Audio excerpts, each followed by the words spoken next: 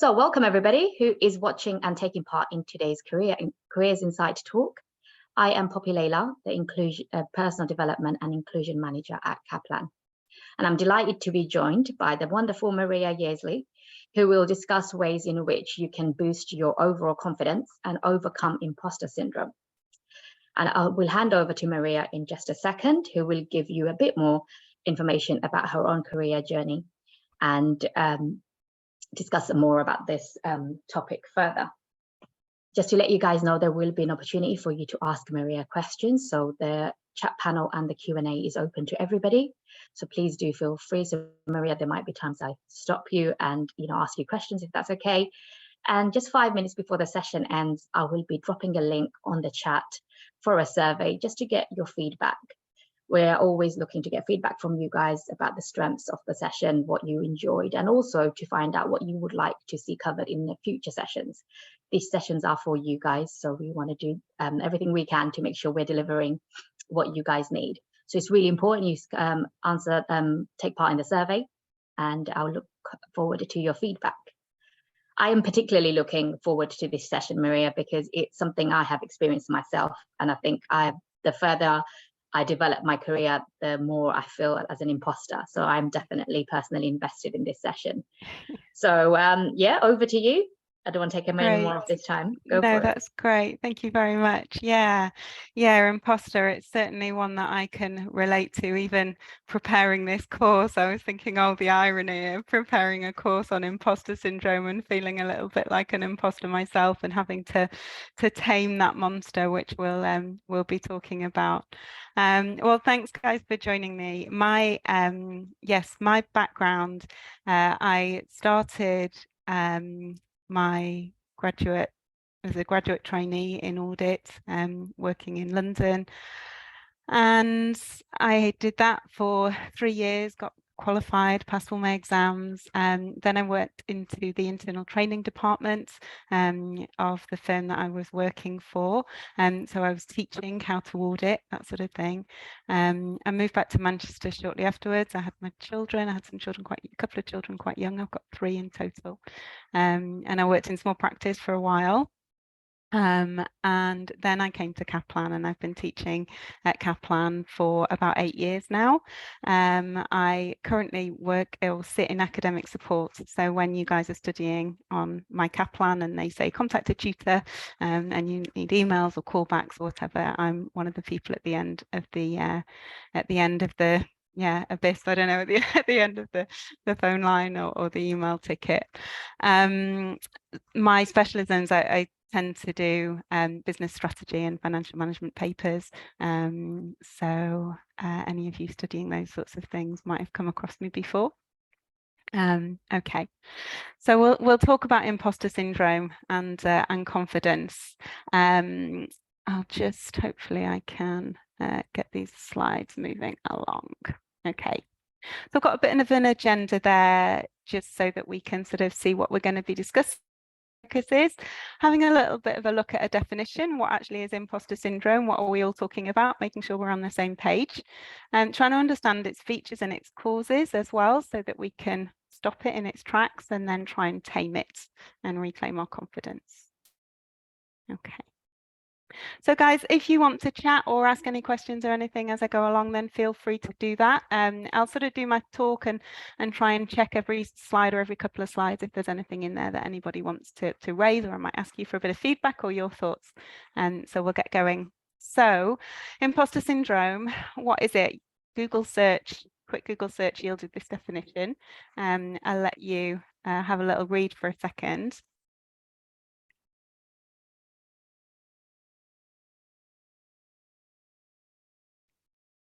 Okay.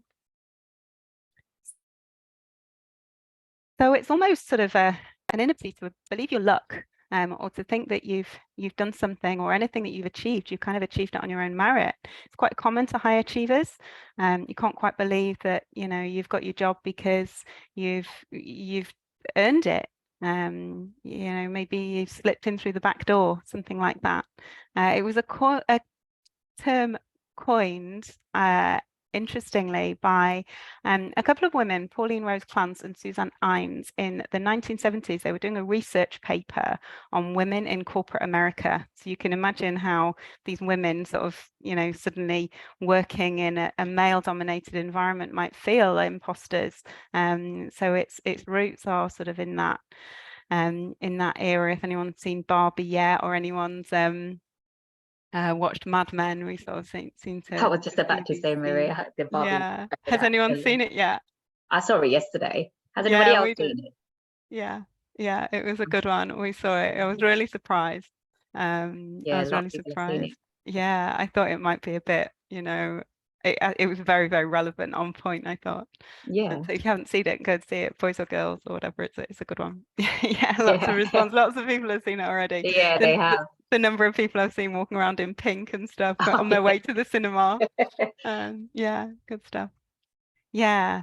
So I think, you know, the key thing here is this despite evidence, even though you have exam success, even though you're getting good appraisals at work, it's very much driven by anxiety. Unlike humility, which is sort of a realistic assessment of your ability. Okay, I'm not very good at this yet, and I need to learn, and I need some support. Imposter syndrome, you're doing this, you're good at it, you're okay. Share that wealth. But we can't, we're too anxious. Okay. So just thinking about the features, we need to know the features are so that we can spot it when it jumps up. And some common ones there, perfectionism, having these standards that are sort of, you know, so high for yourself. And sometimes they can prevent you from even starting. Sometimes they can fuel you into working hard, but then working over hard so that you burn out. Quite a common thing then is that, you know, you overwork, you achieve something, and then the anxiety then goes higher next time because you've achieved something that, you know, had so much held so much importance to you. You've got to prove it again next time. So actually the anxiety increases again. Sometimes we self-sabotage as well, so we don't even try. We say, oh my God, that was so hard, I'm not going to bother next time. And you don't apply for roles that you're capable of because this inner imposter is telling you it's all too much.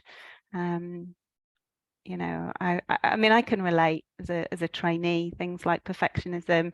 I must pass all my exams first time. I had an older brother and older sister, 10 years and 6 years older than me, and they'd both done and they both passed their exams first time, and I felt all this pressure. I must pass all my exams first time, or even prize winners, you know, like I want to get a prize, depending on where you're at or what your target is. But you know that oh, okay, there's a lot of pressure here, and self-sabotage can be not revising till the last minute. Or one that I relate to, I used to soothe my anxiety, I used to chain myself to my desk, but then I was so full of fear, I didn't really concentrate. So I'd be looking out the window or just sitting there worrying and not actually being focused and productive.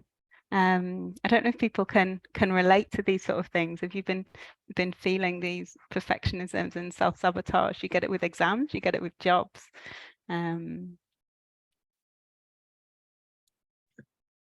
Yes, Hannah says yes, Jessica says yes, Rachel, 100%. Definitely. Yeah, okay, so we're all here for the same thing. Okay. All right, so again, just thinking about what causes it so that we can understand, so that we can learn from it. Okay, a new job role is really common. And even if you're in the same company, you know, I've worked at Kaplan for 8 years now, but again, changing roles from teaching to academic support, or changing roles when I was a trainee to becoming assistant manager to working in the internal training department. New job roles, there's always lots to learn and people to impress. And that can be a lot. You know, that can be a lot at a certain time, and especially if you have to go into an interview and big yourself up and say all the things that you can do, and then there can be this pressure to prove yourself. And actually in a new job role, you know, well, it's okay, I'm here to learn. Everybody knows that I'm a newbie, and I'm here to learn and ask questions, and that's okay. Upbringing as well. I was saying I had a couple of clever older siblings, you know, where are you? What were your parents like? Did you come home from school with a test result and did your parents say, you got 97%? What happens to the other 3%? You know, or were you in a school? I went to an all-girls grammar school, so everybody had to pass an entrance exam to get into the school in the first place. It was a state school, but you had to pass the exam to get in. So then everybody was charged all the way. We must get exams, we must get A's. What did you get in it? I got an A star, you know, A isn't good enough. So if you're around that sort of environment, it can be, you know, you grow up with, yeah, this is how it's done. This is what I'm working towards. Again, working to somebody else's goals, you know, is it your parents' goals or your teachers or your siblings saying, we passed first time, you've got to pass first time too. And again, the system that you're working in, sometimes inadequacy, it can actually be suggested by others. So you do, you know, it's an internal thing, but it can be externally driven. And so we were saying this definition, you know, this syndrome arose from women working in corporate America. Now, sometimes the system you're in, you know, you're a woman, you're an ethnic minority, LGBTQ, you know, even, you know, all the new trainees saying to one another, what was your degree? What degree did you? Oh, well, I've got an accounting degree, you know. And then the person with I had a zoology degree, so I had no idea I was joining this role, you know, really feeling like an imposter. But again, you know, it's okay. I've got the grades. I've been offered the job. I'm meant to be here. So don't be complicit in that, you know. Don't be, if the systems, if everybody's winding one another up, it's okay. It's all right. We're all here. We're going to get through. Personality type can impact it as well sometimes, I think. If you're naturally introverted and you work, you know, alone rather than asking for help, I'm a bit like this. I sort of prefer to just, you know, do my own thing. And then you worry you've got it wrong and, oh, maybe I've picked up the wrong end of the stick. Maybe it's not right. Maybe I should have asked other people. And again, I think like this instinctive need to be part of the group. I think it kind of comes from our primal part of the brain. Again, I did zoology, animal behavior in my degree. And we studied all these lions, you know, why do lions hunt in packs? Well, obviously you need to be in a pack so that you can, you know, survive and get the meat and whatever. And if you're not in the group, then you're excluded, you don't survive. We're sort of instinctively have this primal need as well. So we're naturally driven to sort of worry and be anxious. So yeah, again, people relate to this. What are some of your causes? Do you feel it in your jobs?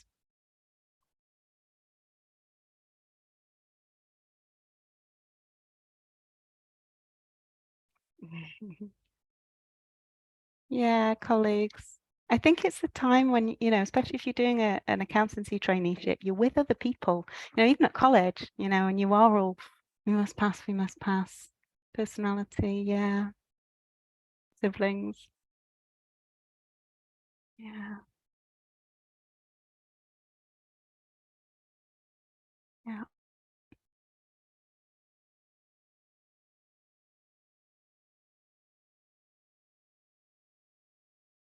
Changing jobs. Lindsay said she's changing jobs every year due to the apprenticeship. Yeah. Previous success, Hannah. There's lots and lots of you guys are relating to this.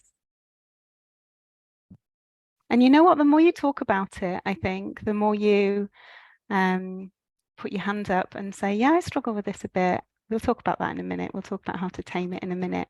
But just sharing some of your stories can really, really help. Definitely. And I think then you realize you're not alone, that a lot of people are going through very similar things. Yeah, it's okay. It's part of the human experience. It's how we're made, how we're wired, and it's okay. Yeah. Okay. Amazing. All right, so moving on to the important part, how to tame our imposters and reclaim our confidence. Does anyone remember the film Inside Out? Do you remember it? It's probably about 10 years old now. Was it a cartoon? Yeah, it was. It was a Pixar one. It was a Pixar cartoon. And there was this girl, Riley, she was about 11 years old, and she lived in Minnesota with her mum and dad, and she played ice hockey. She had a lovely life. She was really good at ice hockey. And then one day her parents up sticks and moved her to San Francisco. and there was no ice hockey in San Francisco. So what she was really good at, she couldn't do, and she couldn't play there. And all her parents were stressed with the move and new jobs and everything. And the whole film is from the perspective, yeah, lots of people have seen it.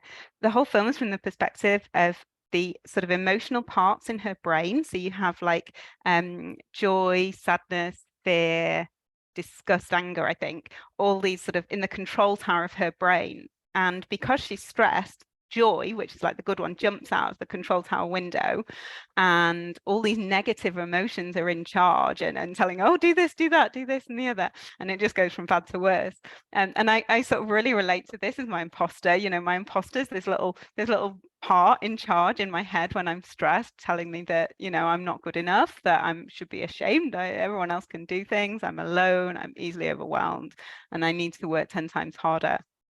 So and this idea, this concept of, you know, imposters and parts, it comes up a lot in psychological theory because so many people relate to it. You've got Jung's archetypes, you've got transaction analysis, internal family systems. If anyone studied bits of psychology, this sort of stuff comes up a lot. And the film was very much based on internal family systems, I think, which is one of the psychological theories.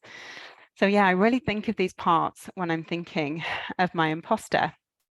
And I think it's important to know that I can't always avoid that little imposter instinctively jumping into the driver's seat in my control tower, fastening the seatbelt and trying to drive. It's always going to be there. That anxiety is going to jump up. But knowing about it and understanding it, I can pause and I can think and I can change the driver rather than letting it be in the control tower and feeding it and saying, okay, I'm going to self-sabotage, I'm going to be a perfectionist, I'm going to aim for 110% and a prize. And say, okay, yes, you're there.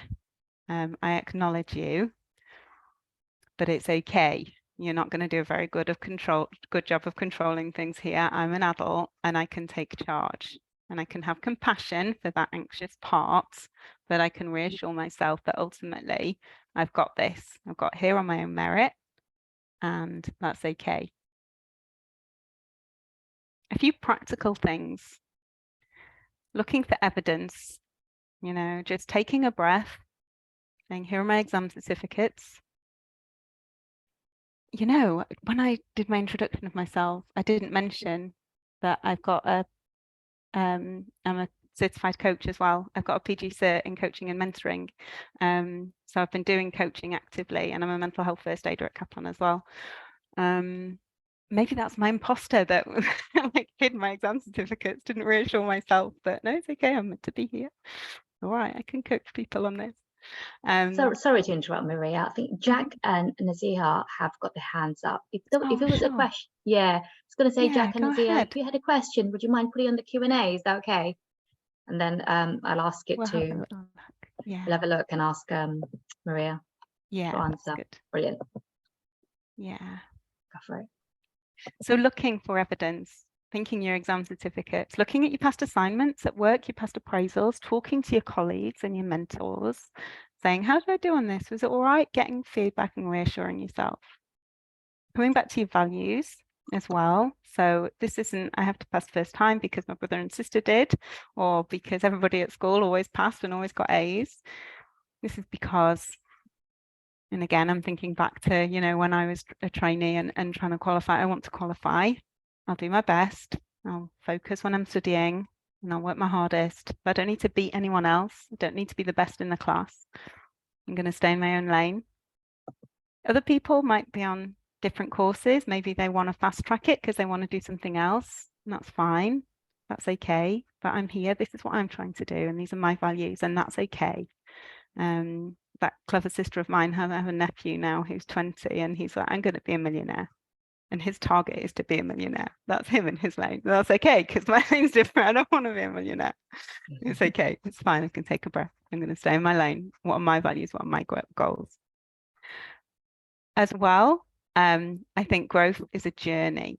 Okay, remembering if you come across the fixed mindset and the growth mindset, the fixed mindset says everything has to be perfect. If it's not, you know, that's it. That's the end of the world. Perfection is everything.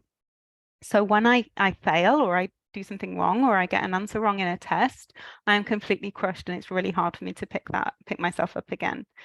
The growth mindset says every time you fail, that, and I think in Kaplan now we call it first attempt in learning. Yeah, every time we fail, that's okay, because that is an opportunity for me to learn and me to grow.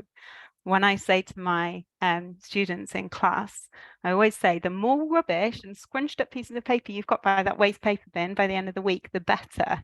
Because every time you've scrunched up a piece of paper, you have learned something and you're going to do better next time. If at the end of the week you've got no paper in the bin, why are you here? You should have pushed yourself to do something harder. You knew it all already. Yeah, so it's okay. Growth's a journey. It's going to take time. There's no rush. Your career in particular is going to span decades. Okay, so there's no rush. We're all right. We've got this. And giving yourself that permission to make mistakes, permission to throw that paper in the bin is very, very powerful, because your imposter never will. That little part in my brain in the control tower is going to be telling me that, you know, I can't make a mistake, that it has to be perfect. So I have to take charge and say, it's okay. I have permission. You can even write yourself little permission slips. One of the things I like to do, I have like a journal. In fact, I have it here. I got a nice sort of leather bound journal, and I've got colored pens and stuff. And with things like this, I just write myself a note, and I do fancy writing. I'm not very good at writing, but I practice it. And I give myself permission. I give myself permission to make mistakes or to rest today or whatever else, whatever it is I need to give myself permission to do. Yeah. Okay. Take back those reins. You have agency and you have choice. And this point, I think, is important. Above all, be authentic. Your authentic self closes the gap between where you are and where you're presenting yourself, you that you're presenting to everybody else. And when this gap is very far away, the imposter is very big. So let's try and close this gap. And it doesn't have to be you know, suddenly presenting to everybody, a bit like I am today, I suppose, but I don't know if it's okay. But just speaking to, you know, one person or a colleague or a mentor, just one or two people. Start with small steps. I'm a bit anxious today. I'm worried about that. Was it all right? What do you think? Do you get anxious when you do things? Have you made mistakes in the past? Yes, I've made lots of mistakes in the past. And it builds trust. Things don't fall apart. You prove to yourself things don't fall apart when I own up to it and I'm authentic. And those small steps accumulate. And before you know it, your imposter is very small and your confidence is very big. Okay. Not overconfident, but you know, realistic. Be that person. When you're authentic, you're the person that other people want to be around. And especially if you guys are trainees, or I'm sure we've got lots of people around, but you know, for when you're starting a new job role, it's okay, relax, ask questions, learn as much as you can. And people aren't threatened by that either, which is nice, because that means they don't attack you. Say, oh, okay, if you can be yourself, I can be myself. If you've seen the Barbie movie, it's like the film at the end. Say, I'm just Ken. I'm Ken, I'm Barbie. It's okay. I'm all right. I'm my authentic self, and that is okay. I think with apprentices especially, you shouldn't be afraid to ask for help, because it is a learning curve. Yes, that's the point. I'm still learning. Yeah. I always ask, like my manager, whenever I need any help, you know. Yeah. And everyone's there to help you, because they've done it before and they're the best people to get that help from. So definitely do ask. That's the whole point of an apprenticeship. It is, and it allows other people to share. You know, it helps other people, even managers, who might feel as though they're a bit anxious still, because we're all still a little bit, you know, if someone's asked you for help and you can help them, that makes you feel good too. Share the wealth. I have a question here, Maria. So Simone says, I have Caribbean parents and they always said you must pass, which I did. However, they never taught me how to deal with failure. Hence, I failed an ACCA exam and I almost lost it. I just didn't know how to tell them. I'm coping with it, knowing that I can do it, as I have passed my professional level ACCA exam, which helped boosted my confidence. However, my problem is learning to self-sabotage. Yeah, that's understandable. That's really understandable. Self-sabotage, I beg your pardon. Not self-sabotage. Yeah, and that's understandable. I think as well that comes back to values, you know, your parents, your parents' values, you know, for whatever reason, maybe those goals and those values were really, really important for them. And as your parents, I'm a parent now, and I want to protect my children. That's like my role. I don't want my children to ever be hurt. And as parents, they want to guide you in the best way. But it's okay because you're an adult now, and you can see, you know, you have that perspective because you've demonstrated it in your question there. I failed an exam, but that's okay because I've passed before. I can pass again. It's a journey. Lots of scrunched up pieces of paper is fine. That's how we grow, and that's okay. And you can reassure yourself, I've got this, and you can reassure your mum and dad. It's okay, I've got this. You've done a great job. I've always passed. I've done really well. I'm doing my ACCA, and that's amazing. And I'm getting there. I'm getting there. And I think there is a cultural clash there, isn't it? Especially even I appreciate what Simone is saying, because I come from a Bangladeshi family, and it's very similar. And I think it's those sometimes unrealistic expectations, or they are not, they're used to having failure. So I think having that dialogue, like Maria said, Simone, going and speaking to them and, you know, telling them it's okay to sometimes fail, because if you don't make mistakes or fail, you don't learn, do you, at the end of the day? And you are going to pass, and you have to work in your own way. And maybe it's their learning curve, you explaining to them and them learning from you. It doesn't always have to be the other way around. Yeah. Maybe open that dialogue. Did they fail anything? What can I learn? Yeah. Was there another question? That way was both, Simone. Okay. Yeah. So we've got about 5 minutes left, Maria, just to let you know. Yeah, that's great. Has anyone got any other questions? That was me for my presentation, but I'll just leave that. Those are our main keys to go away with. So if there's anything anyone wants to ask, that's great. We have got Sarah has put on the chat. Hi, Sarah. Nice to meet you. Okay. Nice. Oh, nearly there with your AAT. Brilliant. Yeah. Oh, fantastic. Yeah, absolutely. Yeah. Yeah. Definitely. On LinkedIn. Yeah, I'm on LinkedIn.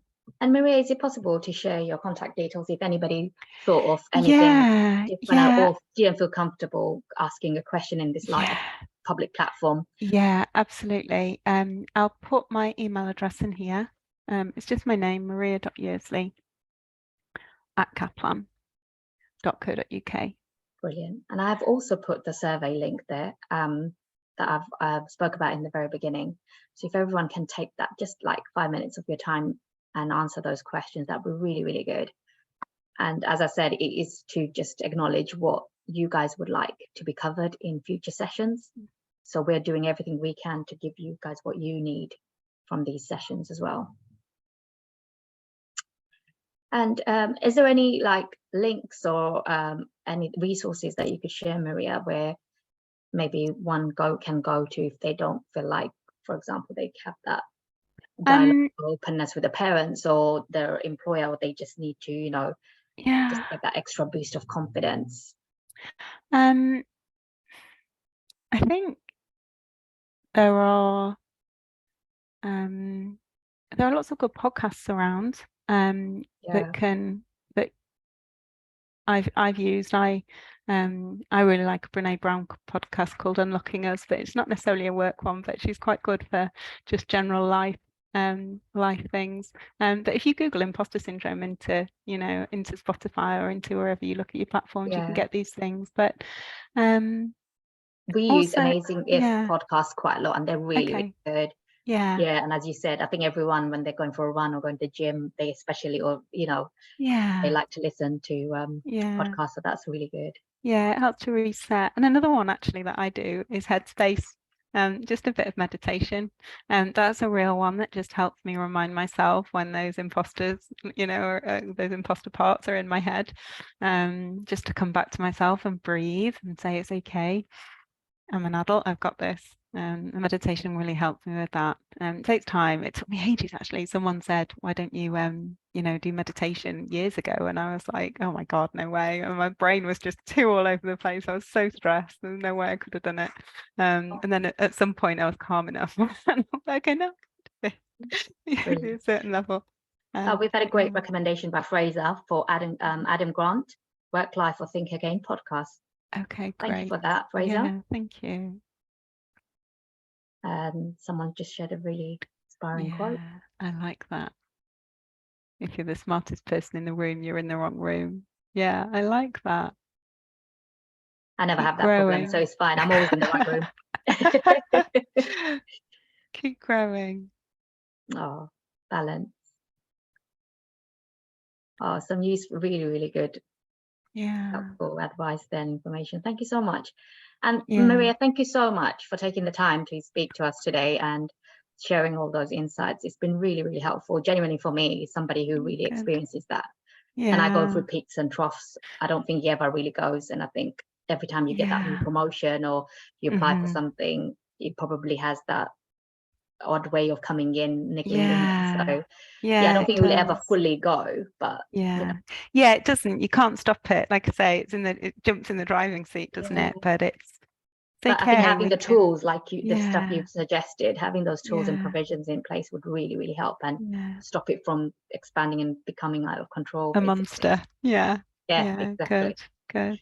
Brilliant. Well, thank you for sharing your email addresses. If you guys do have any other questions for Maria, please do contact her. She's very kindly shared that. And feel free to connect with Maria on LinkedIn as well. And thank you so much for everybody who has attended. We have had 174 attendees today, so that's amazing. Wow, that's been one of the biggest sessions that we have had so far, so I really appreciate everyone taking the time and giving up the lunch breaks. Hopefully everyone had the opportunity to eat something, so thank you for this, and thanks again, Maria, and hope to see everybody soon. Thanks, Poppy. Thanks. No worries. Everyone have a really good rest of the day. Thanks, guys. Bye. Bye-bye.